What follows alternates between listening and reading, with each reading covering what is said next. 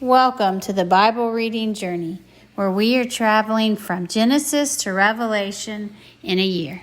Today we are on day number 349 of the Bible reading journey, and today's reading itinerary is the book of James, which is 5 chapters.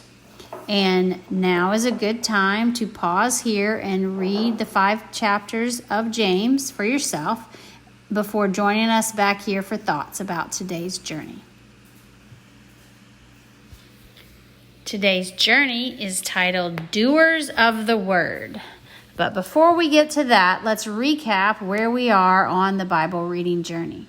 We have just read the book of Hebrews, and now we are starting the book of James. We have read the Old Testament and are now in the New Testament. And in your text notes, there's an outline of the New Testament to guide us on our journey. And this goes from the birth of Jesus to about the end of the 1st century AD. We finished section 1, the 5 historical books that record Jesus' incomparable words and works. We completed section 2 of the New Testament outline, the Pauline Epistles, where Paul wrote letters to churches and individuals providing much needed encouragement and instruction. And now we are on section 3, the general epistles, and we are on 3b of the outline.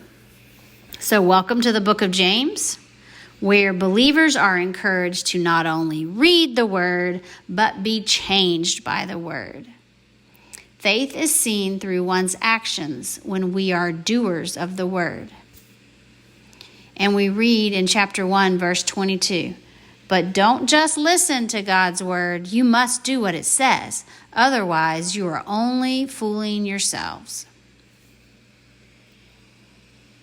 So one of the first things we read about is troublesome trials versus purposeful opportunities. We have problems of all sizes that have the potential to be stressors of all sizes. Small problems, medium problems, and large problems, and everything in between. But how do we view these problems? As problematic or purposeful? As troubles or opportunities? Verse 2 in chapter 1 tells us, "Dear brothers and sisters, when troubles of any kind come your way, consider it an opportunity for great joy." And then it goes on to explain why. And you can read about that in chapter 1 of James. And then our thought of the day comes from the Daily Walk Bible.